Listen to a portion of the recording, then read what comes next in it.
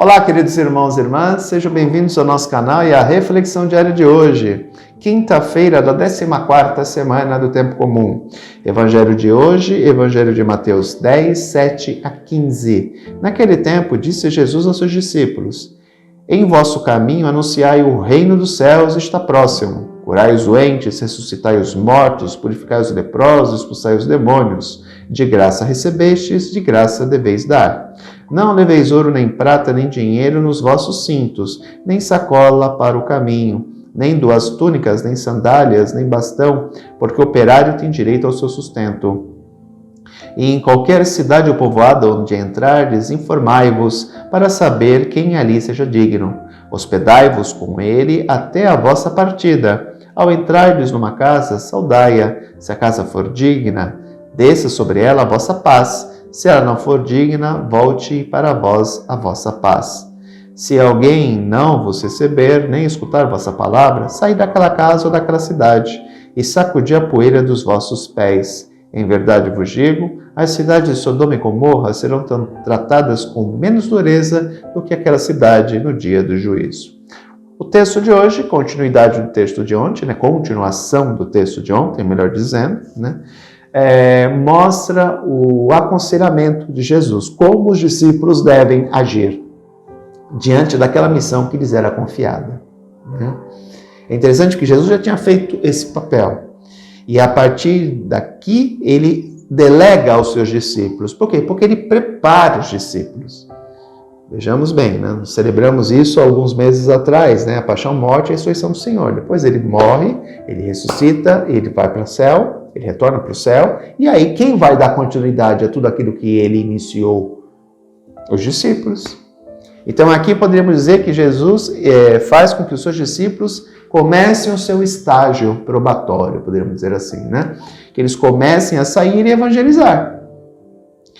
E ele delega para eles, ele faz uma oração sobre eles e eles vão realizar prodígios e sinais, vão anunciar a palavra, todo aquele ensinamento que Jesus tinha passado para eles, até aquele momento, obviamente, porque isso é uma parte, depois Jesus continuará a ensiná-los, eles começam a exercer o seu apostolado.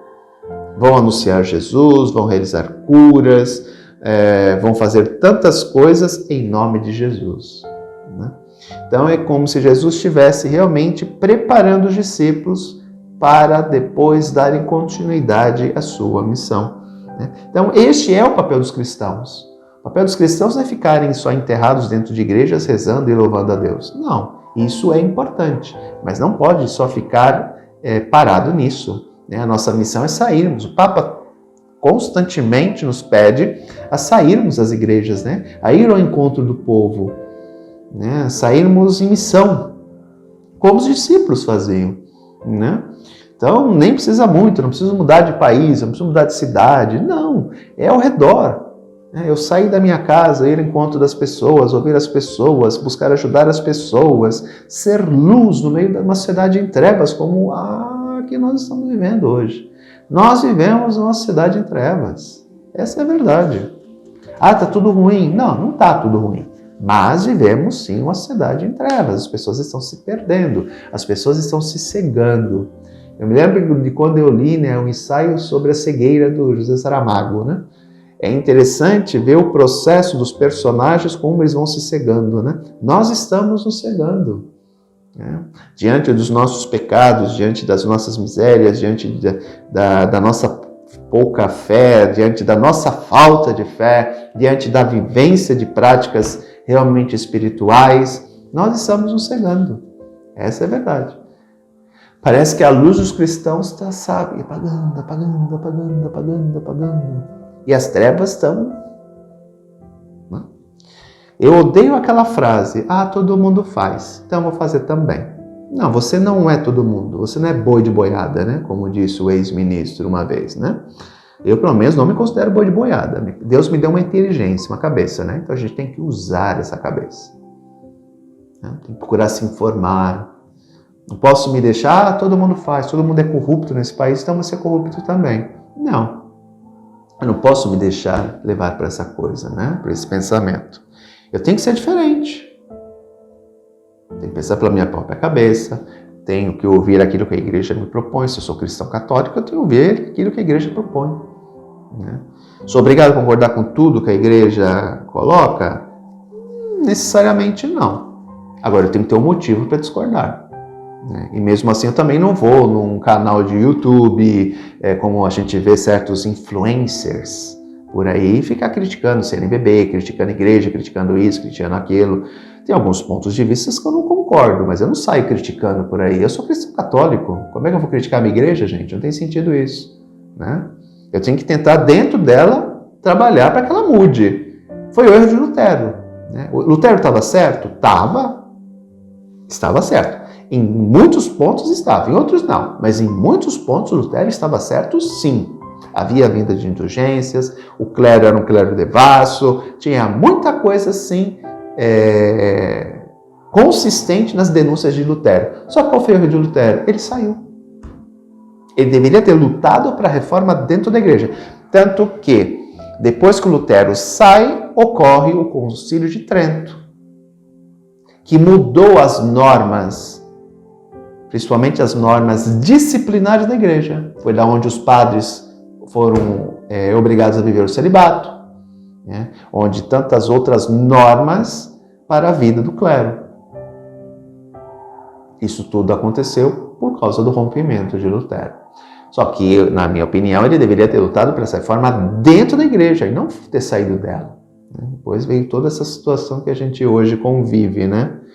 De um certo contra-testemunho, né? Infelizmente. Portanto, ter essa noção, né? Eu não sou obrigado a aceitar tudo, mas eu também não tenho que ir em Facebook, em mídias sociais, criticar a igreja, né? Eu faço parte dela. É a mesma coisa que eu mesmo me machucasse, né? Se eu sou o corpo, eu faço parte do corpo de Cristo e ataco o corpo de Cristo, eu estou atacando a mim mesmo, né? Então é ter essa noção, sabe, de se embasar, de correr atrás de informação séria, não fake news, não blogzinho, né? Ir atrás de estudos sérios, de pessoas realmente sérias, ouvir o que a igreja fala. A igreja é muito rica, eu sempre digo isso. Se todo cristão católico conhecesse realmente a sua igreja, jamais deixava ela. Jamais. Jamais. Aquele que abandona a igreja católica, abandona por ignorância, porque não conhece a igreja. Tudo aquilo que a igreja fala, tudo aquilo que a igreja faz, tem um porquê. Então é descobrir o porquê que não se pode isso, porquê não se pode aquilo, e tá. As pessoas saem da igreja católica por pura ignorância, porque não conhecem a igreja católica. Porque se conhecessem, não sairiam. E tudo isso, todo esse conhecimento, né, milenar que a igreja carrega nesses 2000 anos de história, começou com esses discípulos. Foram eles que começaram este processo de anúncio do evangelho, né, de propagação desse evangelho, até que ele chegasse a nós. Por isso, queridos irmãos e irmãs, lembremos sempre, nós também somos discípulos e missionários de Jesus Cristo. O nosso papel é evangelizar. Um grande abraço, até amanhã se Deus quiser. Tchau.